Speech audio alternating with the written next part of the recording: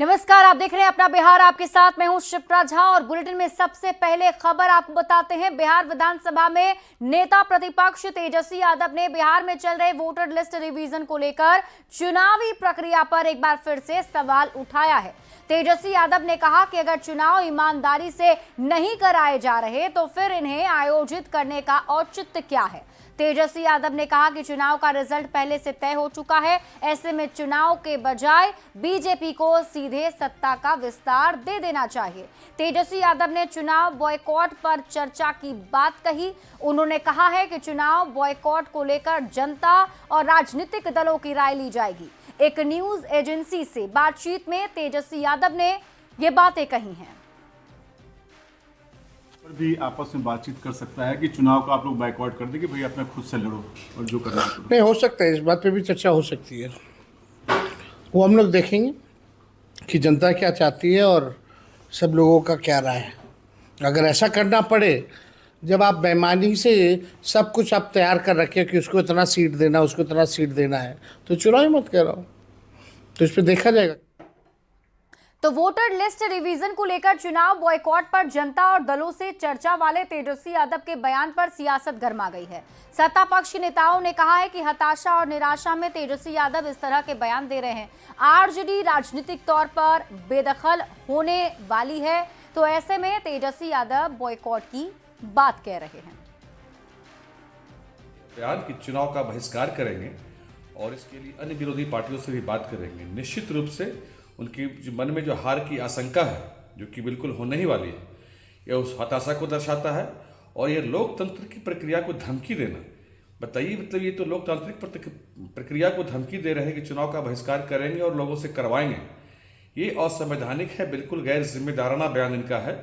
चुनाव आयोग निष्पक्ष वोट कराने के लिए प्रतिबद्ध है और वोटर लिस्ट का शुद्धिकरण आवश्यक है। विपक्ष के नेता माननीय तेजस्वी यादव राजनीति में फर्जीवाड़ा के पर्याय बन गए। विशेष गहन मतदाता पुनरीक्षण का कार्य चुनाव आयोग कर रहा है और अनर्गल प्रचार कर रहे थे, जबकि जाति सर्वे के आंकड़े ही उनकी बातों को चुनौती दे रहे हैं। साथ ही साथ हताशा और निराशा की स्थिति कि चुनाव बहिष्कार पर भी निर्णय लेंगे।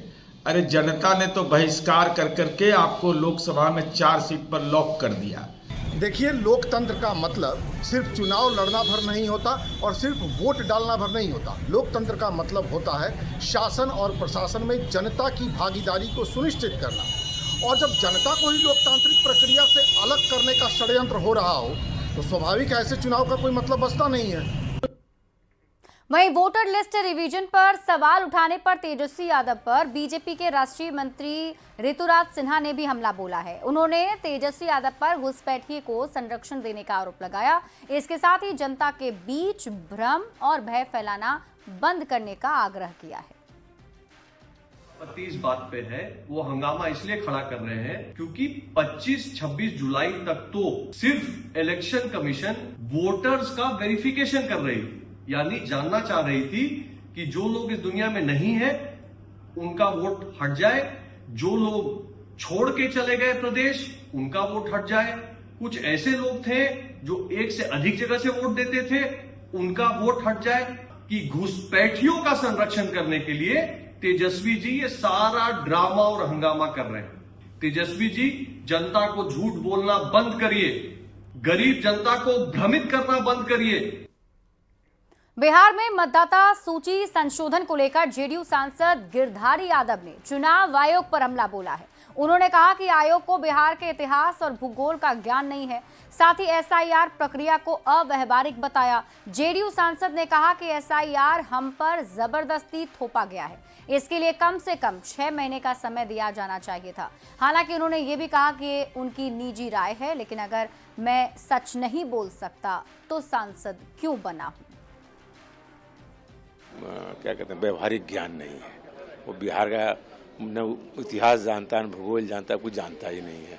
ये बरसात के दिन में जब खेती का दिन चल रहा है, आदमी को हमको कागज पत्र जुगाड़ करने में 10 दिन लग गया। मेरा बेटा अमेरिका में रहता है, कैसे साइन करेगा 1 महीना के अंदर में?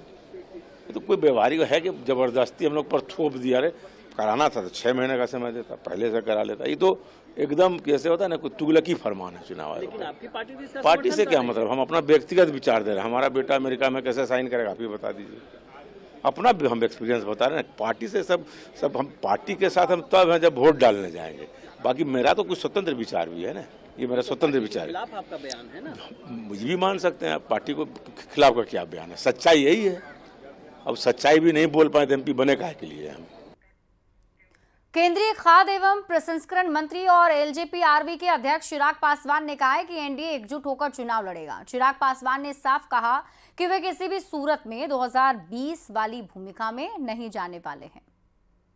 लक्ष्य की ओर आप अग्रसर हो रहे हैं। 243 में से 225 से ज़्यादा सीटें जीतने के लक्ष्य के साथ एनडीए गठबंधन इस बार आगे बढ़ रहा है। ऐसे में मैं मानता हूं कि भाजपा का प्रत्याशी भी मेरा होगा, जदयू का प्रत्याशी भी मेरा होगा, हमारे तमाम घटक दलों के प्रत्याशी मेरे होंगे। कोई अगर इस बात को सुन के खुश या उत्साहित हो रहा है कि मैं पुनः 2020 वाली भूमिका में मैं जा रहा हूं, तो कतई गठबंधन के भीतर कोई ऐसा कारण नहीं है कि 2020 की भूमिका में मैं जाऊं। एनडीए एकजुट होकर चुनाव लड़ रहा है।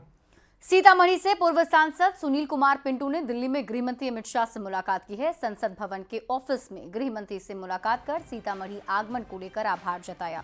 दरअसल 8 अगस्त को गृह मंत्री अमित शाह सीतामढ़ी दौरे पर आने वाले हैं। गृह मंत्री पुनौरा धाम में माता जानकी के भव्य मंदिर का शिलान्यास करेंगे। और इस बीच आपको पटना से बड़ी खबर बताते हैं। न्यूज 18 की खबर पर मुहर लग गई है।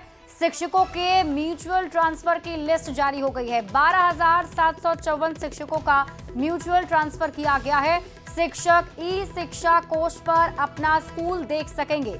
जल्द ही बचे हुए शिक्षकों का भी ट्रांसफर किया जाएगा। तो इस वक्त की बड़ी खबर आपको पटना से बता रहे हैं। न्यूज 18 बिहार झारखंड ने पहले ही आपको एक जानकारी दी थी और अब न्यूज 18 की खबर पर मुहर लग गई है। शिक्षकों के म्यूचुअल ट्रांसफर की लिस्ट अब जारी कर दी गई है। इसी बीच आपको वैशाली से बड़ी खबर बताते हैं, जहां हाईवा के टक्कर हो जाने की वजह से बताया जा रहा है कि ट्रक में भीषण आग लग गई। हादसे में दोनों ड्राइवर की मौत हो गई है। झुलसने से एक खलासी की भी मौत हो गई। काफी मशक्कत के बाद आग पर काबू पाया जा सका है। फायर ब्रिगेड की टीम ने आग पर काबू पाया। हाजीपुर महुआ रोड रंगीला चौक की घटना है, जहां 2 ट्रक आपस में टकरा गई। तस्वीरें आपकी टीवी स्क्रीन पर आपको दिखा रहे हैं, जिसमें देखिए किस तरीके से 2 हाईवा की टक्कर हुई और टक्कर होने के साथ ही आग लग गई, जिसमें दोनों ही जो हाईवा है उसके चालक की मौत हो गई है। एक खलासी भी इसमें बुरी तरह झुलस गया था, जिसकी मौत की खबर मिल रही है। जैसे ही लोगों को जानकारी मिली, आसपास के लोग मौके पर पहुंच गए। फायर ब्रिगेड की टीम ने आग पर काबू पा लिया है।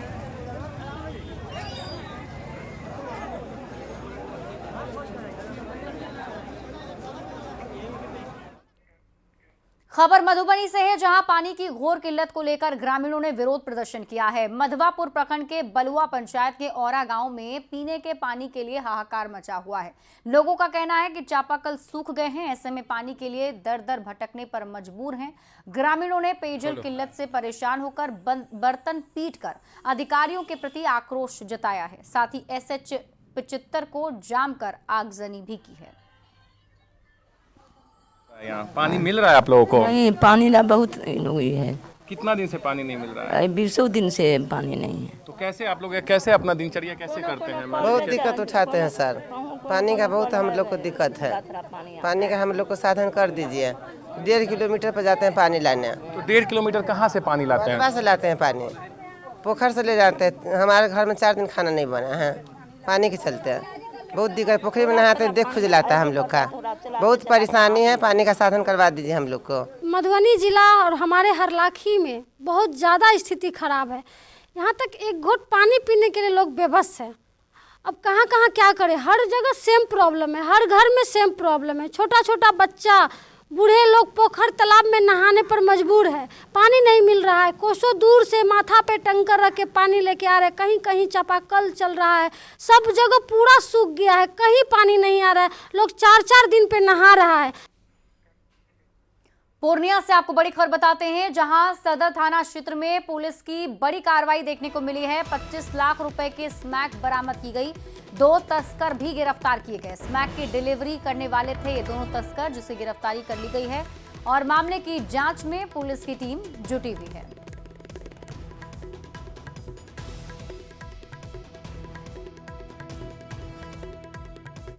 दरभंगा से आपको बड़ी खबर बताते हैं, जहां बदमाशों ने व्यवसायी पर हमला कर दिया है। हमले के बाद पिता पुत्र से लूटपाट की वारदात को अंजाम दिया गया। घायल को अस्पताल में भर्ती कराया गया है। डॉक्टरों ने डीएमसीएच दरभंगा रेफर कर दिया है। घटना के बाद व्यापारी वर्ग में आक्रोश भी देखने को मिला। पुलिस से जल्द कार्रवाई की मांग की जा रही है। बिरौल थाना क्षेत्र का ये पूरा मामला बताया जा रहा है। वहां पे बैक रोका, हमको चाबी छीन लिया, गाड़ी का छीन लिया, वहां से मारते पीटते ले गया। मेरे सोना का चेन था, मोबाइल था, जेब में पैसा था, बिक्री का पैसा था, यही सब लेके मारते। इनसे पहले ही फोन पर। मुजफ्फरपुर से एक हैरान करने वाली खबर सामने आई, जहां कुढ़नी ब्लॉक के उत्क्रमित मध्य विद्यालय मुरौल में मोबाइल के चार्जर का पिन टूट जाने की वजह से नाराज शिक्षिका वैदेही कुमारी पर स्कूल के बच्चों की पिटाई का आरोप है। परिजन अपने बच्चों को पीटे जाने का कारण शिक्षिका से पूछने पहुंचे तो नाराज शिक्षिका आग बबूला हो गई। फिर स्कूल में अपने पति को बुलाकर बवाल खड़ा कर दिया। साथ ही कई बच्चों की बेरहमी से पिटाई का भी आरोप है। मामले की सूचना मिलते ही मनियारी थाना की पुलिस मौके पर पहुंची और लोगों को समझा बुझाकर मामला शांत कराया है।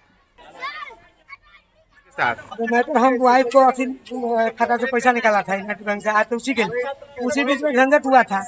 झंझट हुआ था, हम गए, वो बच्चा सब कुछ बोली अलबल, तो जाके ऊपर रो रही थी, पूछे तो उसको बोले कि तुमने गार्जियन को चलो हम गार्जियन को कहते हैं, तुम जाके यहाँ बदमाशी कर लगी अलबल बोलने, उसके बाद गार्जियन से जुट गया। सब एक चार्जर के चलते पीती नहीं है, पूछ रही थी, उसी में लड़का जाके भीड़ लगा के 8वां का गेट के ठेल रही थी। तो हमारी वाइफ हमारे ऑन में ही, हम नहीं हमारे ऑन में ही वो बिगड़ी है, नहीं एगो बात मानिए तो उसको 100 मारी है। कौन मारे हैं? मैडम और उनके पति के द्वारा भी मारने का मामला, क्यों मारे? सुनने में आ रहे कि एक चार्जर पिन टूट गया है, इसके कारण बवाल हुआ। आखिर मैडम के पति यहाँ कैसे पहुँच गए? शिक्षिका के पति ने शिक्षिका पहले पीटी है जी, उसके बाद शिक्षिका अपने फोन करके अपने पति को बुलाई। अच्छा।